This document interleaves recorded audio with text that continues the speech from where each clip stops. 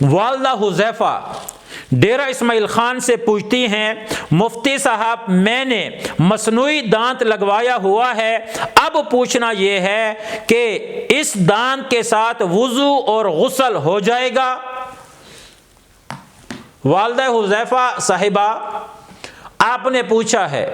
کہ مصنوعی دانت، آرٹیفیشل دانت، نقلی دانت میں نے لگوایا ہوا ہے، اب میں وضو کرتی ہوں یا کوئی غسل واجب ہو جاتا ہے تو وہ کرتی ہوں، تو اس صورت میں میرا غسل وضو ہوگا یا تو نہیں ہوگا، اس کے بارے میں آپ پوچھ رہی ہیں۔ تو اب سمجھیے،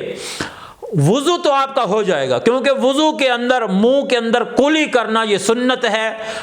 کرنے سے ثواب ہے، اور اگر نہیں کی تو بھی آپ کا وضو ہو جائے گا، کیونکہ وضو کے فرائض الگ ہیں، یہ تو سنت ہے۔ رہ گئی اگر آپ کے اوپر غسل واجب ہے اور آپ نے غسل کرنا ہے، اب کیا اس مصنوعی دانت کے اندر ہوتے ہوئے کلی کرنے سے آپ کا غسل مکمل ہوگا یا نہیں ہوگا؟ تو اس کی تفصیل کو سمجھیے۔ اگر یہ مصنوعی دانت، یہ نقلی اور آرٹیفیشل دانت جو آپ نے اندر لگوایا ہے، اگر یہ دانت آرام سے لگتا بھی ہے اور آسانی سے آپ اس کو باہر نکال بھی سکتی ہیں، یعنی آسانی سے فٹ بھی ہو جاتا ہے اور آسانی سے آپ اس سے منہ سے باہر اس دانت کو نکال بھی سکتی ہیں، تو اب تو آپ کو فرض غسل کے لیے اس کو باہر نکالنا ضروری ہوگا۔ اگر آپ نے کلی کی اور کلی کا پانی اس تک نہ پہنچا اندر، تو آپ کا غسل نہیں ہوگا۔ غسل نہیں ہوگا تو پاک نہیں ہوگی، نماز بھی نہیں ہوگی، تو معاملات خراب ہیں۔